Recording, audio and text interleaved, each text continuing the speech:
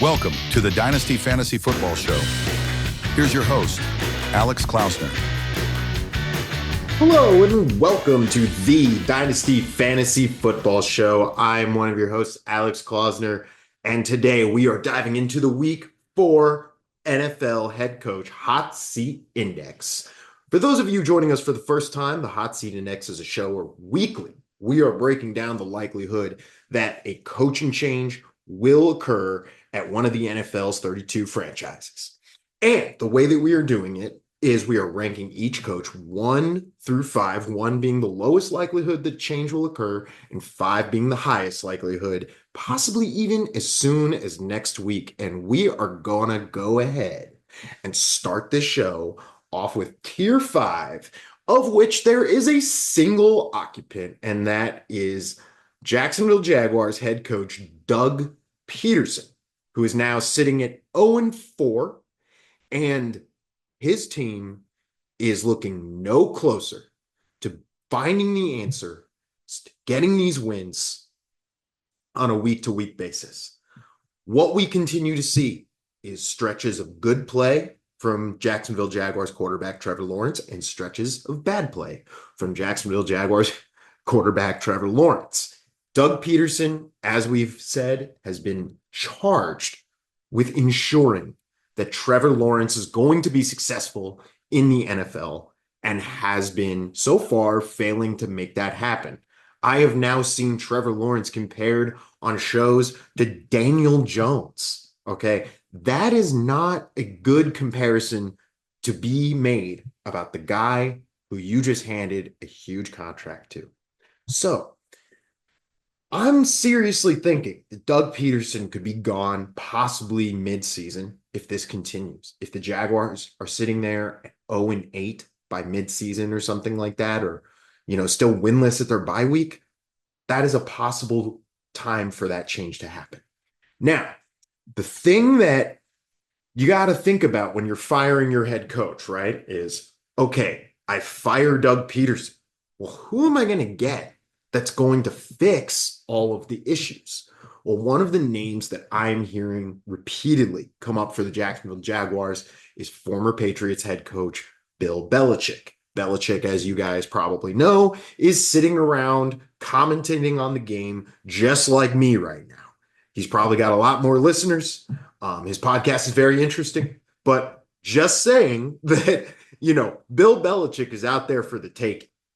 And one thing that I've also heard about this situation is that Jacksonville Jaguars owner Shad Khan is apparently friends with Bill Belichick to the point where he has consulted with Bill Belichick about who should be the Jacksonville Jaguars head coach in previous coaching searches when Bill Belichick was with the Patriots. Now, I imagine that conversation going something like this. Hey, Bill, who should my coach be? Bill Belichick. I don't know, me. So what I'm saying is that I seriously think we can expect that with a prized head coaching candidate like Bill Belichick out there, with that relationship known between Shad Khan and Bill Belichick, it's pretty easy to see where things are going, which would probably be the firing of Doug Peterson, who, ironically, his only Super Bowl ring that he carried into Jacksonville was earned against Bill Belichick. Okay, moving on, we are going to move into Tier 4. Now, we had some changes to this tier, mostly in terms of coaches dropping out of the tier. Nobody really moved into it. So I'm going to read off the coaches. Here comes that graphic. We have New York Jets head man Robert Saleh. We've got Dallas Cowboys head coach Mike McCarthy. We've got Philadelphia's Nick Sirianni, Chicago's Matt Eberflus. Lastly, got New Orleans head coach Dennis Allen. All right, and we are going to dive into all of them. Now, the first one we're going to talk about is the Jets, Robert Saleh. And we are talking about him because we are going to lead off with him and an honest convo about whether or not this guy should be in Tier 5, okay? Because he lost to the Denver Broncos 10-9. And one of the things that I keep saying about Saleh is there are just these question marks about his ability to coach up a team that can field a consistent offense. We saw this happen when Zach Wilson was his quarterback. Now we're seeing it when Aaron Rodgers is his quarterback. Okay. At a certain point, when does that problem with the offense start being your responsibility? Or when does it become your responsibility to have abdicated that responsibility to Nathaniel Hackett? And as we have been kind of seeing in the NFL, can Nathaniel Hackett even hack it? I really think that we are looking at Robert Saleh as a guy who is on his last legs in New York. I really felt coming into this season that he was going to be at his last chance. You've got Aaron Rodgers. You've got the talent. It's time to go put up or shut up, and you've got to win a certain way. You can't just win games 13-10. With a quarterback like Aaron Rodgers at the helm, there has to be a certain level of proficiency in the passing game happening on a week-to-week basis. And we're not really seeing that happening. We're not seeing great play out of Aaron Rodgers. We're not seeing great play out of the team in general. The losses continue to pile, and Robert Saleh is at the center of all of that. The other thing that you have to ask yourself here is, what is the relationship between Aaron Rodgers and Robert Saleh? Because I don't particularly think it's a good one. We saw the shove, the hug, the whole thing. And with losses continuing to pile again, it's looking like Aaron Rodgers doesn't entirely respect his head coach. And with the Jets having made such an investment in Rodgers to the point where they are still allowing Nathaniel Hackett to be the offensive coordinator because he's like Aaron Rodgers' buddy, because they've got Alan Lazard there, because they're doing everything they can to try to placate Rodgers. If Rodgers wants Saleh gone, he's gone as soon as next week.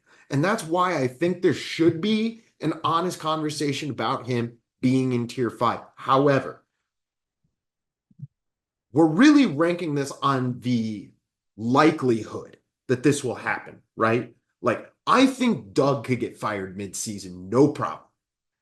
I do have some reservations about whether or not the Jets will make a change. Right now, I think they will continue to allow things to play out till the end of the year. They'll stay patient with Robert Saleh. They'll see how things go with him and Rodgers as the season goes on.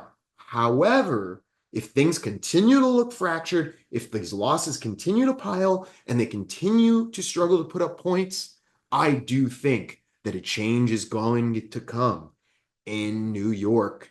Now, we are also going to talk about another coach who you could say lost the respect of Aaron Rodgers at some point, and that is Dallas head coach Mike McCarthy, formerly the Green Bay Packers head coach. And he won his game against the New York Giants this week. He is now at 2-2 at 500. And the Dallas Cowboys looked a little better beating the Giants this week. However, I am not necessarily super impressed with them only putting up 20 points against the New York Giants. I didn't really watch that game and think, oh man, what a dominant effort from Mike McCarthy and the coaching staff of the Dallas Cowboys. I think they did enough to win. Credit to them. But I certainly didn't see anything that changes my opinion about whether or not Mike McCarthy is going to be coaching the team next year. One thing I do keep hearing, just for the record, is that Lincoln Riley is not super happy at USC. And the reason that's important is because Jerry Jones has some, shall we say, there's been some smoke around Jerry Jones and kind of an interest in Lincoln Riley. the current USC head coach, former Oklahoma head coach as well. Now, one thing to know about, Lincoln, known quarterback guru, right? We love what he does with the quarterbacks. Jerry has been known to reach into the college ranks. In fact, his greatest hires he's ever made, Jimmy Johnson, Barry Switzer. Well, okay, would I call Barry Switzer a great hire? Maybe not. But Barry Switzer did come from the college ranks and then win a Super Bowl, right? So the Super Bowls were won by guys he pulled out of college. So there's some precedent for Jerry Jones thinking pulling college coaches is going to be his best answer. Another thing about Jerry that you got to understand, right, is that he kind of wants to be the boss of the show. And I think that's a little easier to do when it's like you're the owner who gave the college coach his chance, right? It's like that college coach is going to kind of like owe you something because you're the guy who said, hey, man, I believe in you enough to come into the NFL and lead an NFL franchise. So there's a little bit of there's a power dynamic there to hiring that college coach, right? Especially a younger guy like Lincoln. It's not quite the same as like Jimmy Johnson, right? Who had like just national championships to his name. He'd already been this huge success at Miami.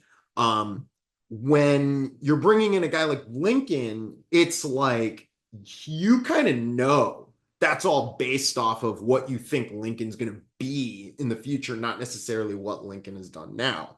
So that's the thing with bringing him in. That's why I think that there's going to be like a little bit of leverage created between the owner and the coach there. And I think Jerry Jones is going to favor that because he likes having that power over his coach. That's why he likes Mike McCarthy, even though Mike McCarthy isn't necessarily delivering him the results right now. I think that's why he's held on to Mike McCarthy, is because Mike McCarthy is kind of willing to chill out and just be a yes man and let Jerry be the show.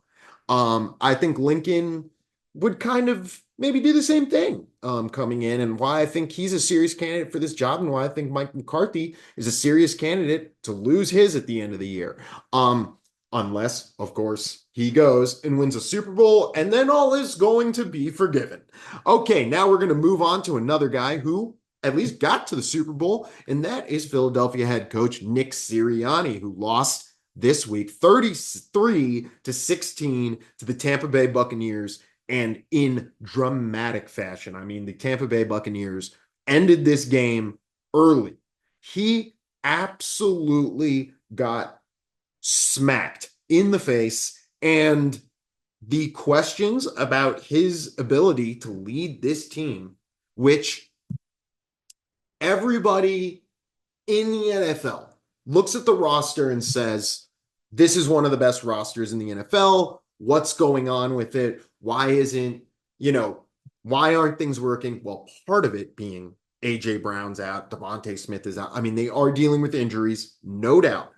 But the issues partially are also on defense. I mean, even with those guys out, you should, with Vic Fangio now in town, be able to slow teams down. But they are not able to do it. And again, I think Nick Sirianni is just absolutely at the center of this conversation, right? It's like going to be, where is the leadership? There is going to be accountability when losses like that happen. There's going to be accountability when a team that is perceived to be as good as the Eagles are fails to make it to where they're expected to make it. I think Nick Sirianni, who, once again, does not call offense, does not call defense. So it's like your value has to come in your ability to get this team up to play week to week. They got to look motivated. They got to look like they're there to win. They've got to be close in these close games, and they've got to win close games with good clock management and good decision making for you to prove your value. He's not doing that. So continue to think Philadelphia is another one of those like Belichick watch spots. And Nick Sirianni is definitely well on the hot seat this week. We are now going to move on to a couple coaches who I would say did something to take a little bit of the pressure off. And the first one we're going to lead with is Chicago head man, Matt Eberflus. Okay. The Flus needs more games like this, where there's a run game, where the defense is out there making plays. Now, I know you're playing Sean McVay down Cooper Kupp and down Puka Nacua. You're not facing a full-fledged Rams team. But the fact that you just still went out against one of the best coaches in the NFL, looked stout defensively, and got finally a good run game to support that rookie quarterback, that's how the Chicago Bears should be winning games right now. That's the kind of formula that's going to help them get to their goal, which is hopefully with the roster they have and with the quarterback they have, at least pushing for the playoffs. And if Matt Eberflus can get more games like this, I think you're going to talk about that pressure cooling off a little bit. But once again, Caleb's got to look good. He's got to look supported. Time will tell if that continues. But if this kind of play, this style of play continues, if they can continue to get that push from their line, I am feeling a little more bullish about Matt Eberflus and his chances to stay. Now, New Orleans, let's talk about Dennis Allen. This week, he had a good bounce back game. His team was right in it all the way to the end. I thought they should have won that game, frankly. Now, one of the things, again, that we got to say about old Dennis is you can't actually really lose games like this, okay? When you are looking like you're in the position to win it, you can't have your team like steal defeat from the jaws of victory. That's part of the reason that Dennis Allen is on the hot seat, is because of the propensity to have losses like this, right? Where it's like, we should win, but we don't. The fact that his defense allowed them to get into position to set up a 58-yard field goal from Younghoe Koo to win it for Atlanta, I'm telling you, I just think that is going to reflect poorly on Dennis Allen. One of the things, though, is that, again, you can make this argument that, hey, we were in it to the end. The team did look better. They did look like they were playing the kind of football that should win the Saints the game. So I do think Dennis Allen cooled the pressure a little bit in that the team at least looked competitive. But once again, the results have to bear fruit at the end with the record. So let's continue to watch the Saints, how they do. I'm not moving Dennis Allen out of tier 4 yet. I do not think that he has done anything to kind of assure himself another year here. I think that he is just putting himself at least in more of a position with the team improving. Again, back to where it was at the start of the year, to get back to that point where he's kind of able to pull himself out of that tier 4 and into that tier 3. It's Disney World in July, because if you've ever been to Disney World in July, it's a hot place. It's in the freaking middle of Florida in July. I mean, what do you expect? So the occupants of Disney World in July are New York head coach Brian Daboll, Cincinnati head coach Zach Taylor, Carolina head coach Dave Canales, Denver head coach Sean Payton, Pittsburgh head coach Mike Tomlin, and Buffalo head coach Sean McDermott. Now, we're not going to dive as deep into all of these, but we will dive deep into the ones that kind of fell down from tier 4 into tier 3. And those will be Daboll, Taylor, and Canales. We'll talk about kind of what's going on with them. So the first one we'll talk about here is Brian Daboll. The reason I am going ahead and saying Brian Daboll is falling into tier 3 is because of the fact that Daniel Jones looks really good with him calling the plays. In fact, Daniel Jones had even though they lost the game, they didn't score any touchdowns, Daniel Jones was dishing. He was making some throws that I thought were some of the most accurate best throws I've ever seen him make as a professional football quarterback. Okay. And look, I mean, I am not some Daniel Jones apologist here. I have been heavily critical of their decision to resign him, their decision to draft him, their decisions around Daniel Jones in general. But I have to admit what I'm seeing, which is that Danny was throwing dimes, okay? And Brian Daboll at the dials for him is such a benefit for him and for Daboll. What this is telling him, what this is telling the owners is that doesn't matter who his quarterback is. He's going to get the most out of them when he's calling the plays. He's got Josh Allen to his name. Now he's looking like he's reviving the career of Daniel Jones somehow.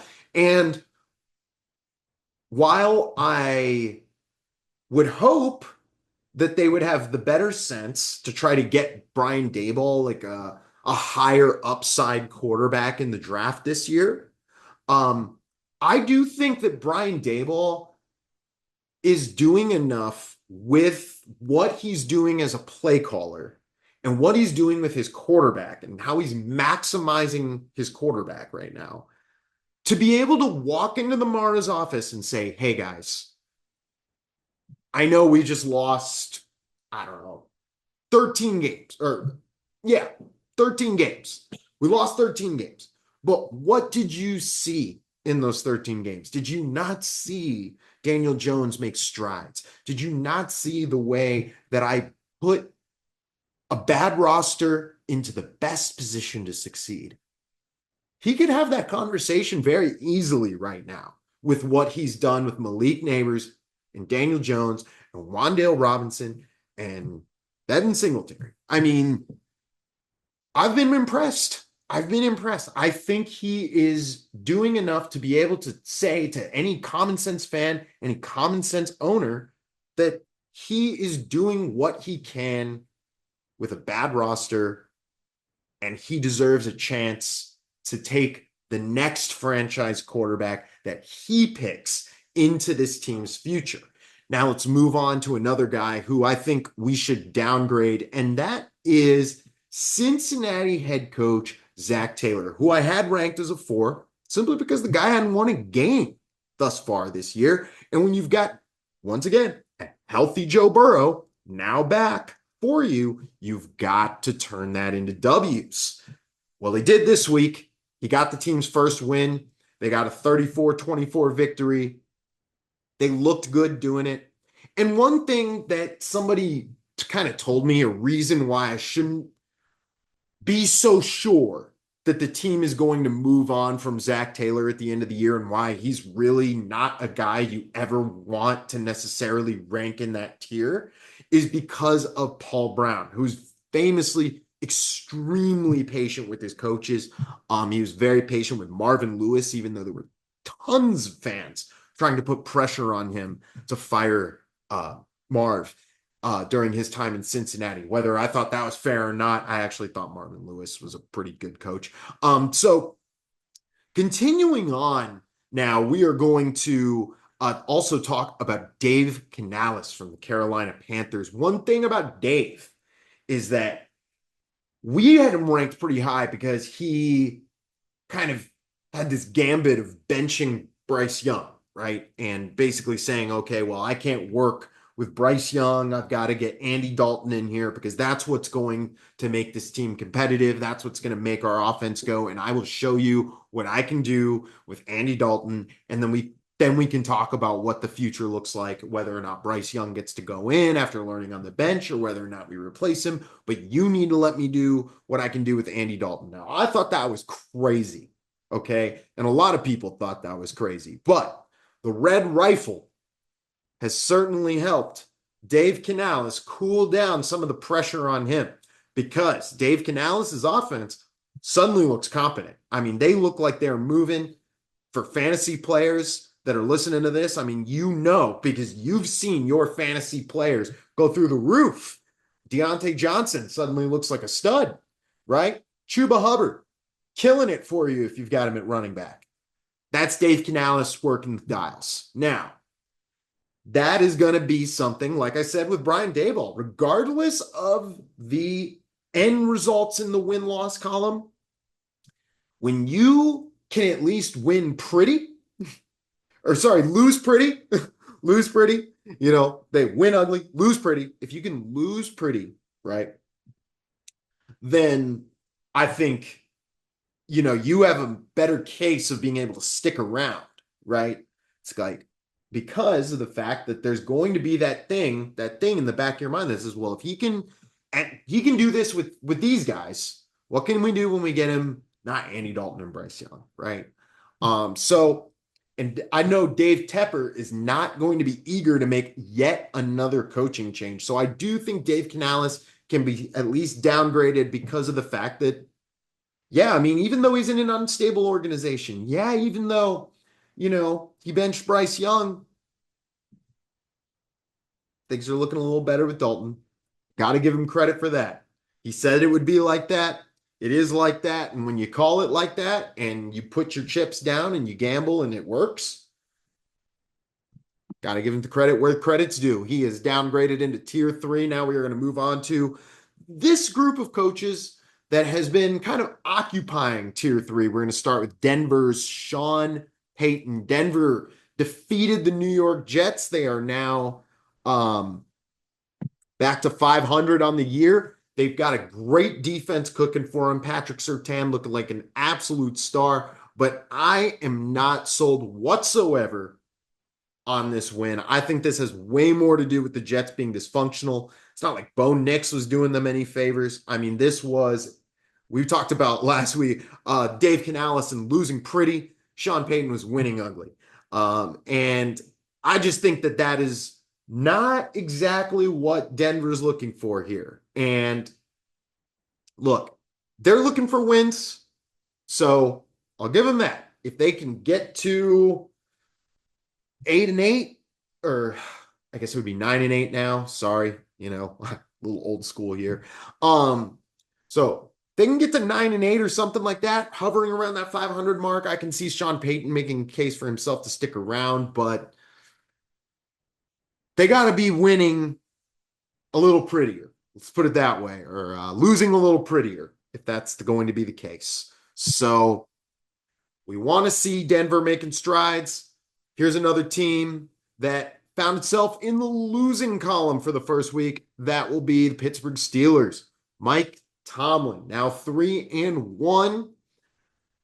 I have been just waiting to downgrade this guy into tier 2 for the longest time. But the longer that this Russell Wilson, Justin Fields, will they, won't they, who will be the starter kind of conversation keeps going, the weirder this thing gets. So I think I have to keep Mike Tomlin right here because the pressure is now on to make the right choice at the quarterback position, right? It's like, if you're the Pittsburgh Steelers fan that has been talking about wanting to see Mike Tomlin fired for a long time because you think that he's kind of holding the organization back with the offense and things like that, then I think that there are parts of this game that could really make that case for you. In the way that he's handling the quarterback situation, again, with this like weird, Russell Wilson, is he the starter? Is he not? He's getting game balls when he's not playing, stuff like that. The way that he's handling this and the way that he's kind of like trying to play it, I'm not telling you who the quarterback is, that kind of stuff. It's just a weird look. So while Mike Tomlin, I don't think is doing anything on the field per se that warrants firing, I really think that personally, I think he's one of the best coaches in football. I do still think there's some level of organizational pressure on him to win. And I do think that there is pressure on him to get the quarterback situation right. Which, in my opinion, and this is just my opinion, this is what I would do if I were him. I would roll with Justin Fields. I think he's got the better upside. I think he plays nicer with guys like George Pickens. I think he gives you more in the ability to run the football the way that Mike Tomlin likes to play ball control football and win that way. I think he plays better for the way that Pittsburgh wants to win football games. And I think he's the right quarterback for Pittsburgh right now between those two guys. But we'll see. We'll see. I mean, I could be wrong. And if Russ comes in and tears it up, hey, you know, power to him. That would be exciting, for Russ. So I'm not rooting against him. I'm just saying that I think that Justin Fields, as a quarterback, is a better quarterback for the Pittsburgh Steelers. Now we're going to move on to the Buffalo Bills. Okay, now Sean McDermott will wrap up our tier 3. The thing with McDermott in this loss is, to me, this legitimizes all of the questions that have existed around Sean McDermott entering this year, which is basically, okay, sure, man, you can go out and get, a bunch of wins big in the early regular season. And in fact, I was on this very podcast last week saying, hey, we've seen Buffalo have these big blowouts early in the year before, only to fall off and just fall on their face. Well, they just did it. They just fell on their face big time against Baltimore. And Baltimore is one of those teams that you're going to see in the playoffs. And if you can't get it done against those playoff teams, you're not going to get it done in the playoffs, and you're not going to get Buffalo where it belongs, which is the Super Bowl with a quarterback like Josh Allen, right? So I could see the organization being patient, which is why I haven't put them all the way back up in tier 4, as in a firing is likely. But I just think a firing is possible because of the fact that they keep underachieving against the big opponents. And again, it's all going to boil down to how the season ends for McDermott. And if that is a portender of the kind of football they are going to play at the end of the season against teams like Baltimore, against teams like Kansas City, against any of those playoff teams they're going to face, he's in big trouble. We're going to move on to another guy who I would say is in a little bit bigger trouble, but I'm not quite ready to put him in tier 3 where they're maybe going to fire him yet. And that is Las Vegas head coach Antonio Pierce.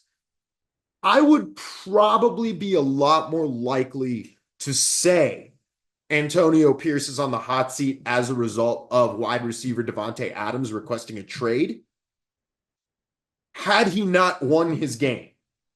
But the fact that the team won this week, okay, yeah, Davante requested a trade. It's not a good look. I know, but they won, okay? Now, I am going to call back to a guy we just talked about, which is Sean McDermott.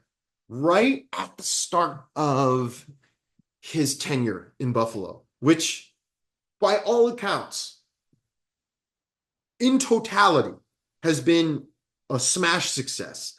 He has completely transformed that franchise from a bottom feeder into one of the premier brands in the NFL right now, largely because of having Josh Allen there. But my point being with what happened with McDermott is that early in his career, there was, I remember there was a game, I think it was possibly his second game he coached, where they were getting blown out. And one of his players, blanking on who it was, but it was a defender, straight up quit the team at halftime, retired at halftime, just said, I'm out.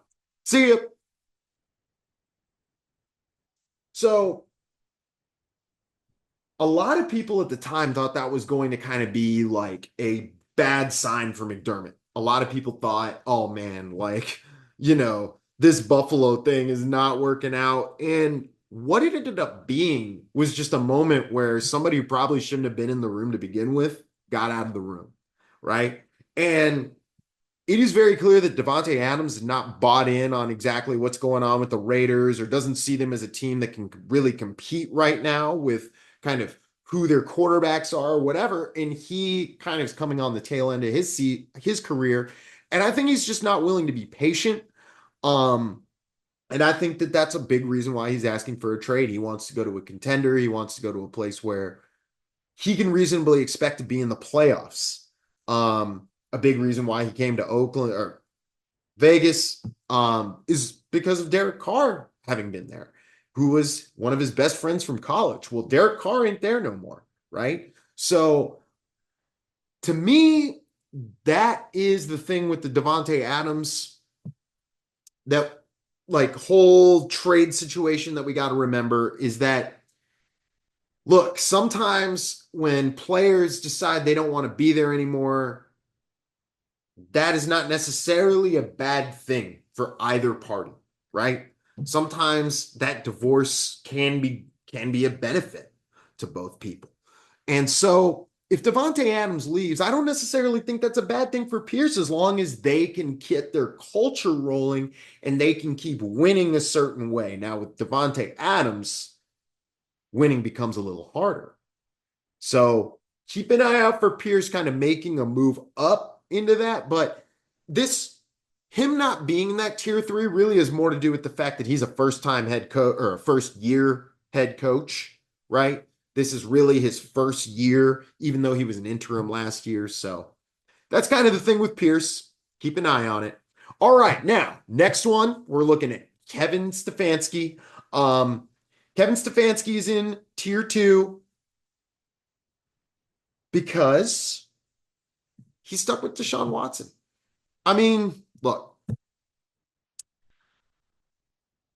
Deshaun being your quarterback, that's just brutal, man. I mean, he's not looking anything like an NFL quarterback. We've been saying it for weeks. And as the losses pile, I just think that who's going to get the blame? Is it going to be Watson, the golden boy that the organization traded all of its assets for and gave this big guaranteed contract? Or are they going to just say, well,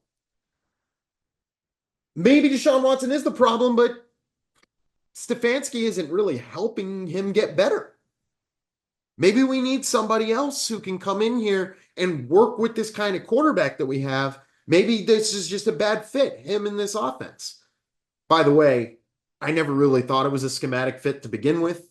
I mean, you kind of saw that with Joe Flacco coming in and just the difference between this offense with Flacco and with Deshaun Watson. So I do think that there's a case that they can kind of make Stefanski a little bit of a scapegoat and then try to bring somebody else in to try to fix Watson for the last 2 years before they get out of that deal. So just kind of keep an eye out for Kevin Stefanski being on the hot seat, even though, to be honest with you, like he's one of those coaches where I'm just like, he does not really deserve to get fired. And that's why I think he's in tier 2. Another thing to remember, Stefanski is the guy who got the Cleveland Browns a playoff win. That doesn't, that's not for nothing in Cleveland, right? So let's just keep that in mind before you ding me too hard for being too easy on Stefanski here. Now, another guy that I am almost ready to elevate into tier 3, but I'm not quite there because of course, the fact that he just got an extension, the fact that he's so well liked around the league. That is Miami head coach Mike McDaniel. Mike McDaniel is really struggling offensively. He just lost a game 31-12 to another occupant of the hot seat in tier 2, who is now down in tier 1. We'll talk about him in a second. And he lost 31-12 to the Tennessee Titans. So the thing is, it would be one thing to lose these games while Tua's out, but it's another thing for the offense to look so hapless, so ineffective, so unable to move the football, right? I thought coming into this whole thing that we would see a better offense out of Mike McDaniel with Tua out than we have gotten. I'm not saying that Mike McDaniel should have a better offense without Tua. That's not what I'm saying. What I'm saying is I thought we'd get a better offense out of the backups. I thought we'd see more effective play out of Skylar Thompson. I thought we'd see something a little better out of Tyler Huntley than we got. I just think that as the injuries are piling up, as the offense continues to underperform, without Tua. There are starting to be some questions, right? And as I said, Stephen Ross, not exactly Mr. Patience. We saw him can Brian Flores after Flores had just, had this crazy run of games where they had come back from I want to say a 1-7 start and finished to where they could have reasonably made the playoffs or something like that. So, like, I'm just saying, you have to watch out for these billionaire owners that can just kind of pay the buyouts, and make the moves that they want to make. I mean, it's a very fluid situation, the NFL and its coaching.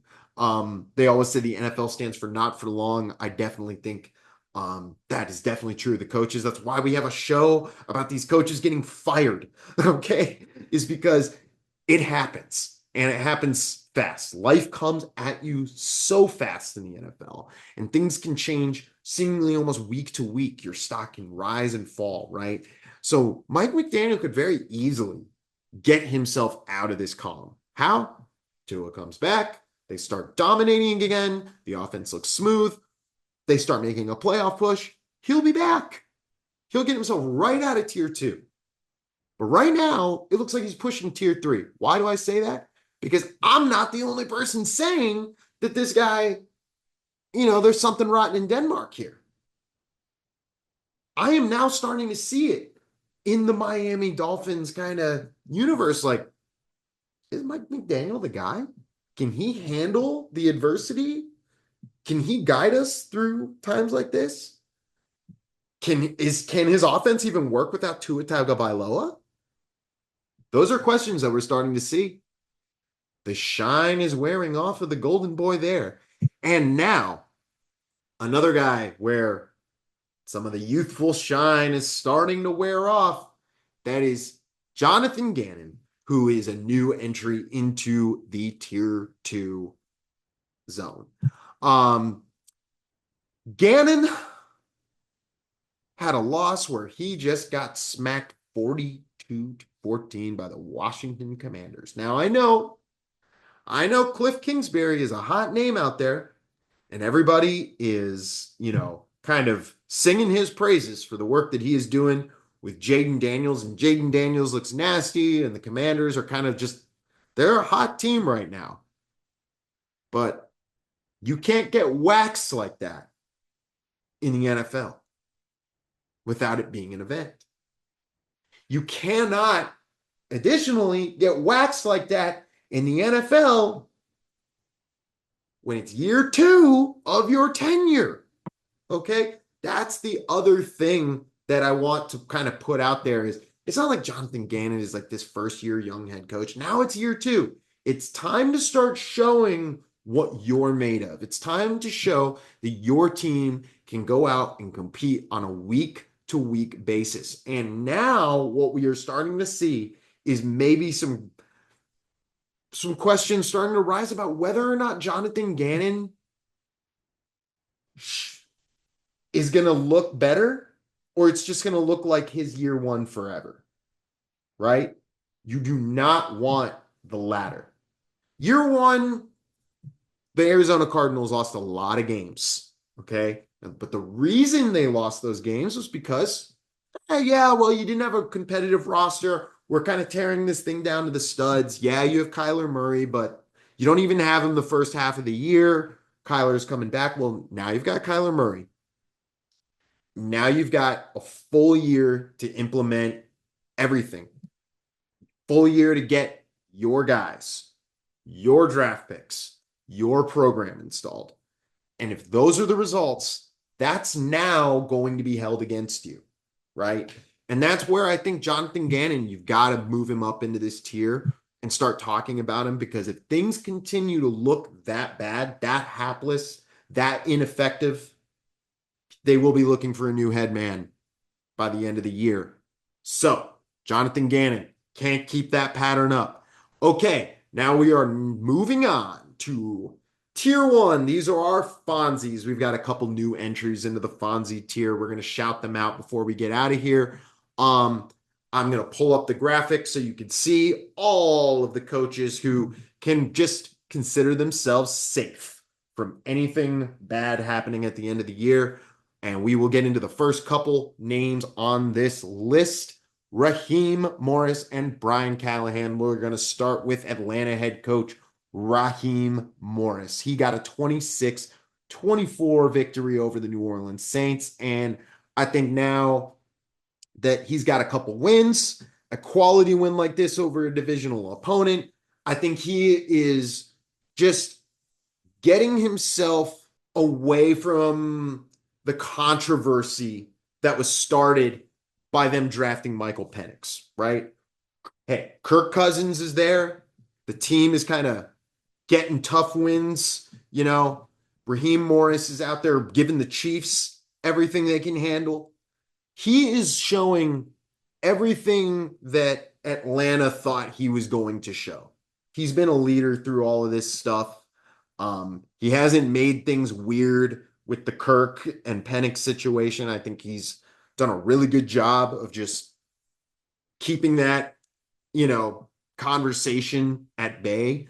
And I think that, like I said, first year head coach, they passed on Bill Belichick to get this guy. I mean, literally passed on Bill Belichick. They interviewed Belichick, interviewed Morris.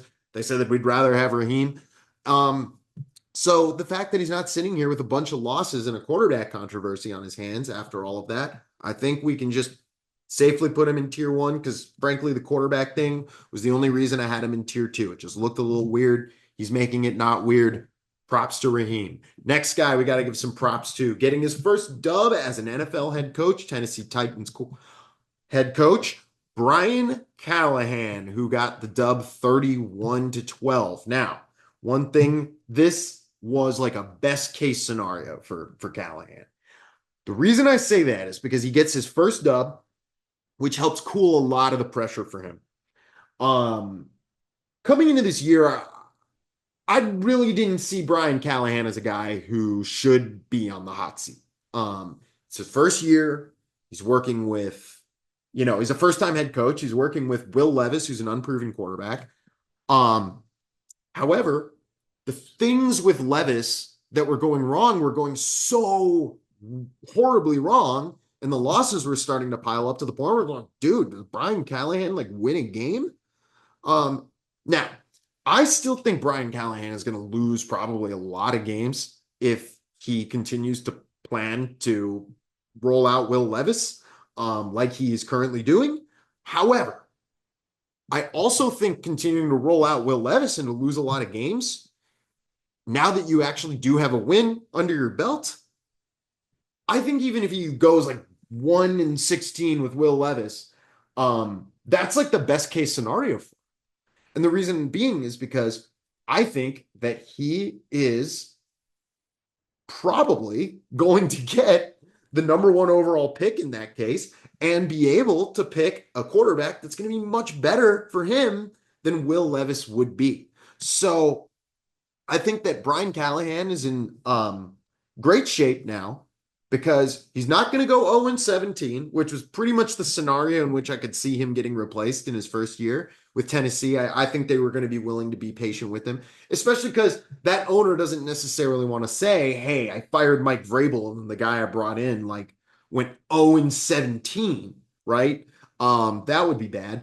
Even if he goes 1-16, I don't think they're replacing Brian Callahan. So that is going to do it for the Hot Seat Index Week 4. Thank you so much for sticking it out, listening to us kind of BS about kind of some of the possibilities for how the coaching musical chairs in the NFL is going to shake out at the end of this year. Keep an eye out for movement up and down these tier ranks. Like I said, week to week, we're going to be talking about it. If you have some thoughts on this subject that you want to share, please do. Conversations that I've had with people who've listened to the show and messaged me privately or whatever, actually have affected some of my own thinking about the rankings. So, the conversations that you have with me can actually, influence and educate me on football. So if you think you know better, tell me what's up and I'm listening. So thank you so much for tuning in. If you like what you heard, like and subscribe. Independent podcasts. So right down there, just do everything you can to give us a shout, support us. Thanks again for listening. I'll see you next week on the Hot Seat Index on the Dynasty Fantasy Football Show, where Dynasty never sleeps.